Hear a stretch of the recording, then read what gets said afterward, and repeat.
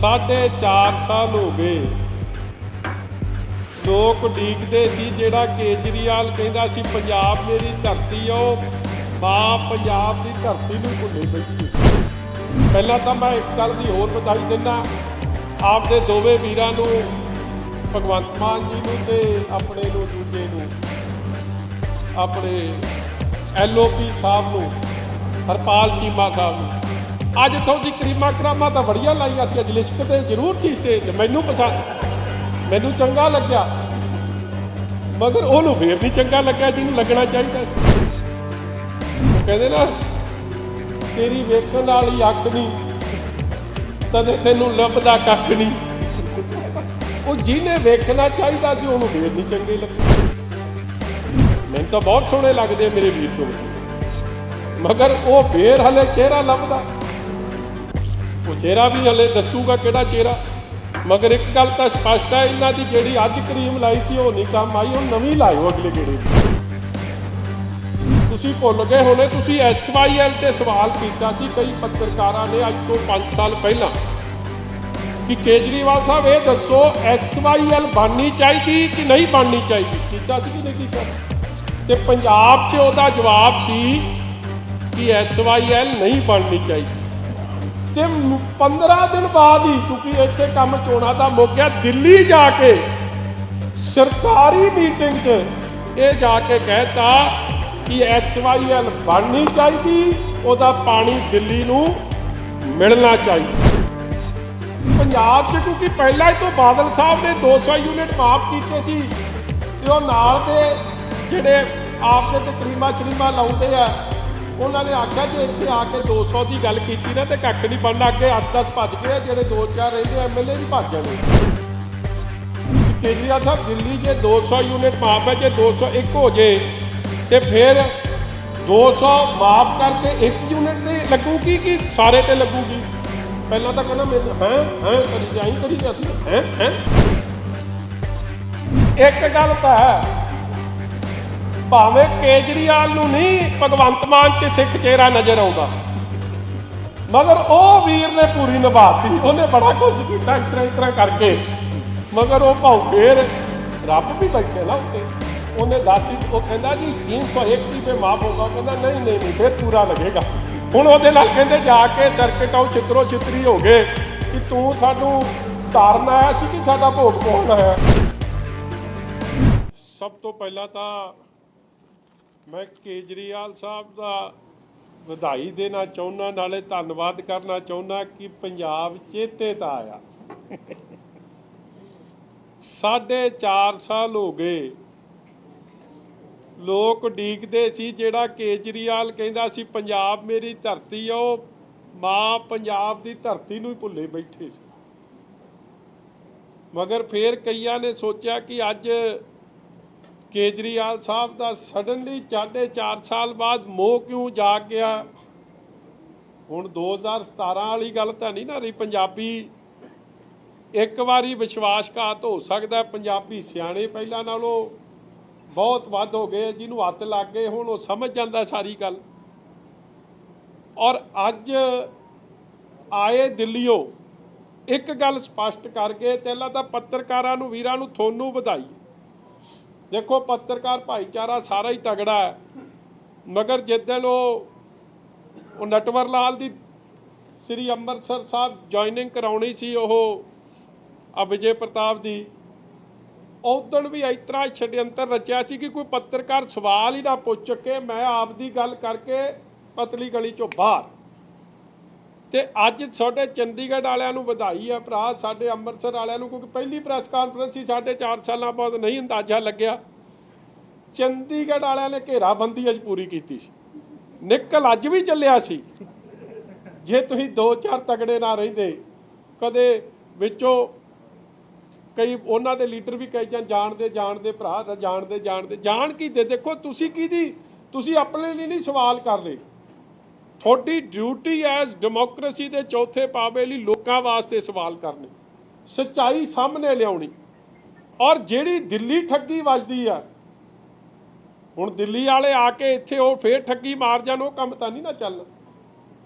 और दिल्ली का flop model fail model, ठगी वाला मॉडल अज फिर इत्थे पंजाब च लागू करन दी कोशिश केजरीवाल साहब ने की।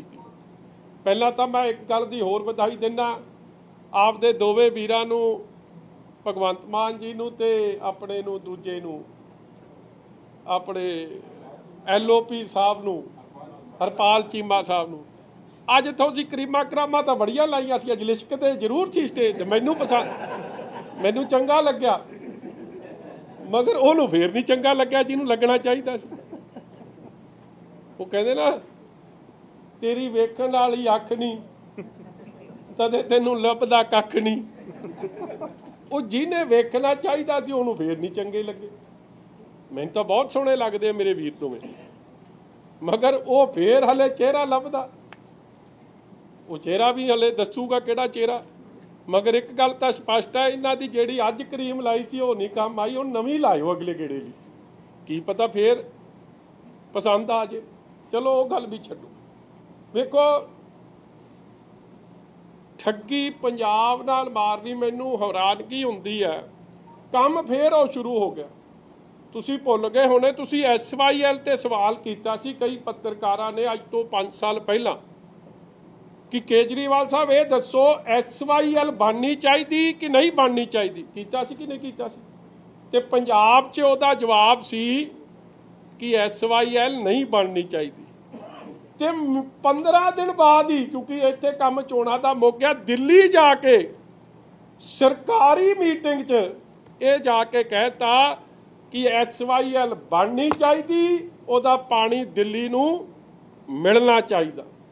और फिर हरियाणे की भी इलैक्शन आई, उत्थे जाके फिर कहता SYL बननी चाहिए, हरियाणे नूं भी पानी मिलना चाहिए। ये इन्हां दा असल चेहरा। हुण इत्थे आए केजरीवाल साहब, गल्लां बड़ियां कीतियां, मगर असली गल तो भज्जण की कोशिश की, मगर तुसीं फसा लिया। ये उन्हां दा कागज है, दिस इज द कागज आ, पता नहीं उहदे च चढ़ाया कि नहीं, आ दिखा दिओ माड़ा जा। ये टैरिफ का उन्हां दा दिल्ली का कागज है, मैं चढ़ा इहदे च नहीं, जे इहनूं चढ़ा दिओ, दूजे बिल चढ़ाए वो भी मैं दिखा देना। हुण इहदे च देखियो की है, मैं पढ़ देना कि जे थोड़े 200 यूनिट, देखो बड़ी चलाकी हुशियारी, वेखो फिर वेखो चलाक बल्ले में चलाक सज्जना, चलाक लूंबड़ी ने तो चलाक ही रहना, उन्हें तो नहीं बदल जाना। दिल्ली 200 यूनिट माफ है, मगर पंजाब च क्योंकि पहला ही तो बादल साहब ने 200 यूनिट माफ किए सी, ते ओह नाल दे जिहड़े आपदे ते करीमा शरीमा लाउंदे आ, उन्होंने आख्या जे इत्थे आके 200 की गल कीती ना तो कख नहीं बनना। अगे 8-10 भज गए, जिहड़े 2-4 रहिंदे MLA भी भज जाने। उन्हें गम थोड़ा आपदा तब्दीली कर दी कि नहीं जी इत्थे 300 देवांगे। तुसीं एक गल मैनूं दसो, तुसीं जे स्टेट के मुख मंत्री हो, हुण दिल्ली वालियां ने पुछना कि मुख मंत्री असीं तैनूं बनाउने आ, ते दिल्ली नूं तां 200 माफ है, ते पंजाब जिथे तू कल्ली इलैक्शन जितण की खातर, क्योंकि केजरीवाल भी समझ इन्नी तो देखो एडा भी भोला पंछी नहीं है, उन्होंने भी समझ आउंदी है जितना मैं है नहीं, इत्थे कह जाना ते किहड़ा जितना है नहीं, मुड़ के देने तो पैने नहीं। जे दिल्ली जाके कहता तो देने पै जाने सवेरे, क्योंकि आप राज कर रहे। दिल्ली किन्ने यूनिट माफ है, पहला सवाल मेरा केजरीवाल साहब नूं। केजरीवाल साहब दिल्ली तुसीं किन्ने यूनिट माफ करदे हो? जवाब उन्हां दा कागज 200 यूनिट माफ हुंदा। और दिल्ली किहड़ा फॉर्मूला लाया कि जे 201 यूनिट हो जाए, मैनूं लगदा आ 2-3 तुसीं पत्रकार वीर जिहड़े उत्थे सीगे, जिहड़े मैं अज शायद त्रिलोचन जी नहीं आए, उन्हां दी आवाज़ आई सी, एक विचाल दी 2-4 तुसीं सीगे जिन्हां ने घेरा पाया, उधर बाजवा जी बैठे है। मैनूं क्योंकि बाकियां तो तां माइक मसा आउंदा सी, उदों ही कढ लैंदे सी, जे पता लग्या कि हुण सवाल गलत हो जाना। उहने पुछ लिया कि केजरीवाल साहब दिल्ली जे 200 यूनिट माफ है, जे 201 हो जाए तो फिर 200 माफ करके 1 यूनिट ते लगूगी कि सारे ते लगूगी? पहला तो कहना मैंने हैं करी गया, आई करी गया सी ना, हैं अच्छा वो भगवंत मान ने, अच्छा देखो किड्डे चलाक ने, आ वीडियो विखाओ पहला, फिर एवें मेरे तो कई बारी फिर गुस्सा कर जाते कि मजीठिया गलत गल करदा। वीडियो ट्रैफिक ग्रुप आ देखियो जी, आ देखियो हुण कौन समझाउंदा उहनूं। लिस्ट पूरा रहा मेरा वीर भगवंत।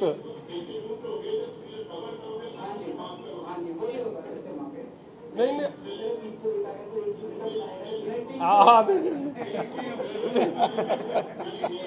भगवंत मान की शक्ल देखो, देखो भगवंत मान की शक्ल देखो हुण। 300 तक माफ है, 300 तक जिसका आएगा वो फ्री है।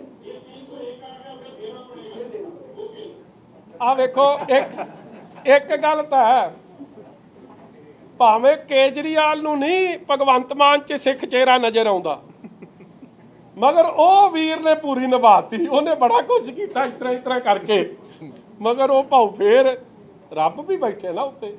उन्हें दस ही वो कहता जी 301 भी पे माफ होगा, वो कहता नहीं नहीं नहीं फिर पूरा लगेगा। हुण ਉਹਦੇ ਨਾਲ ਕਹਿੰਦੇ जा के सर्किट आउ छितरो छितरी हो गए कि तू सानू तारन आया सी कि साडा भोग पवाउण आया, ते हुण कहंदे फिर कोई क्लैरीफिकेशन दे रहे, मगर सच सामने आ गया। चलो दिल्ली की आउंदा बिल विखाई मेरा भी बिल ही, मैं तुहानू ना आ बिल की डेट भी दसूं।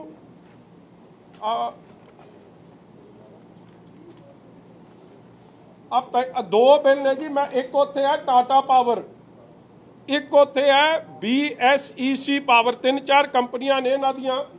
मैं वो दसदा जिहड़ा उहदे च आ तरीक पहलां विखाओ, किहड़ी विखा रहे यार, मैनू भी ऐनकां लाउणियां पता नहीं किहड़ी है, आ किहड़ी दा दिखा रहा, किहड़ा बटन किहड़ा दा नप दे ना भाई बटन।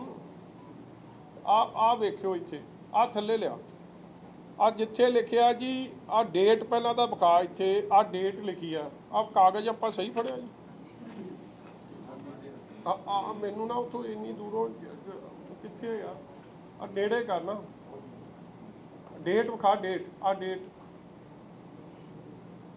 नहीं, ये बिल कित्थे है जी, आ लो जी, आ 7/6/2021 6/5/2021।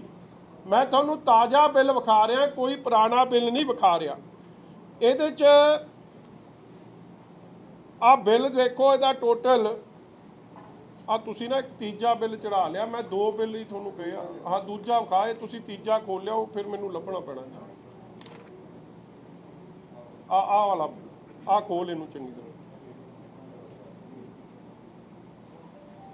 आ वेखो जी, आ डेट देखो, नेड़े करी डेट नहीं यार, एक बिल है 25/12/2020 27/11/2020 यूनिट कंज्यूम्ड 343।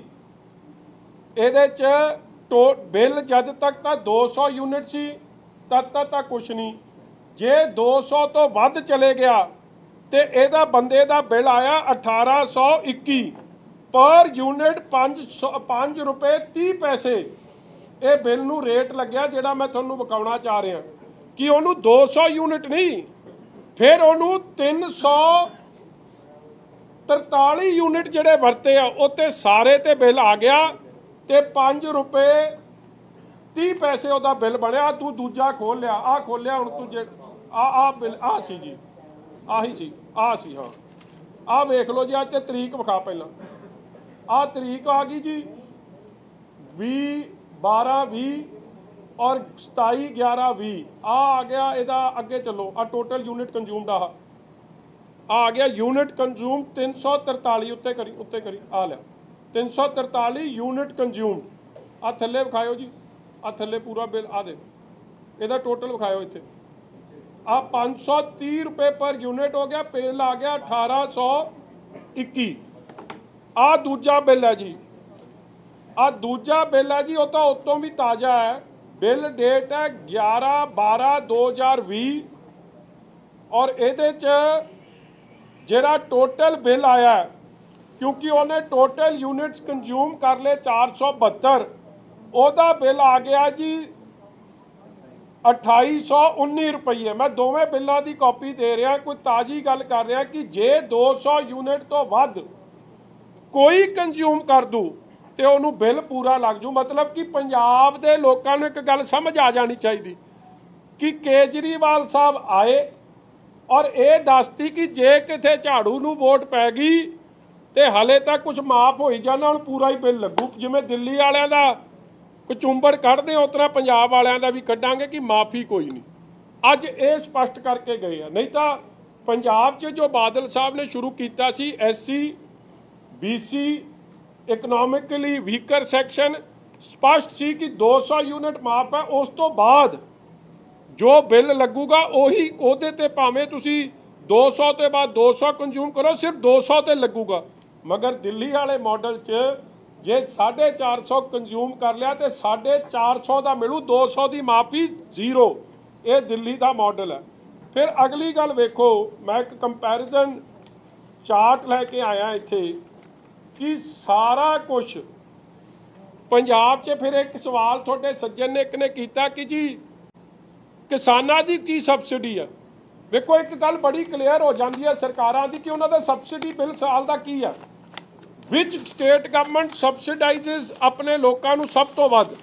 ਮੈਨੂੰ ਮਾਣ ਹੈ ਇਹ ਗੱਲ ਜੋ ਬਾਦਲ ਸਾਹਿਬ ਨੇ ਸ਼ੁਰੂ ਕੀਤੀ ਸੀ ਕਿ ਬਾਦਲ ਸਾਹਿਬ ਨੇ ਐਗਰੀਕਲਚਰ, ਕਿਉਂਕਿ ਪੰਜਾਬ ਐਗਰੀਕਲਚਰ ਸੂਬਾ, ਪਹਿਲਾਂ ਅਸੀਂ ਐਗਰੀਕਲਚਰ ਸਬਸਿਡੀ ਸ਼ੁਰੂ ਕੀਤੀ, ਫਿਰ SC BC BPL ਫੈਮਿਲੀ ਦੀ ਸਬਸਿਡੀ ਸ਼ੁਰੂ ਕੀਤੀ। ਤੇ ਜੇ ਸਾਰੀ ਇੰਡਸਟਰੀ ਤੇ ਸਾਰੀ ਸਬਸਿਡੀਜ਼ ਦਾ ਬਿੱਲ ਦਾ ਹਿਸਾਬ ਲਾਈਏ, ਕੋਈ 10,868 ਰੁਪਈਏ, 10,668 ਰੁਪਈਏ ਸਾਲਾਨਾ ਸਬਸਿਡੀ ਪੰਜਾਬੀਆਂ ਨੂੰ ਦਿੱਤੀ ਜਾ ਰਹੀ ਹੈ। ਤੇ ਤੁਸੀਂ ਐਵਰੇਜ ਵੇਖ ਲਓ ਦਿੱਲੀ ਦੀ ਕੀ ਹੈ।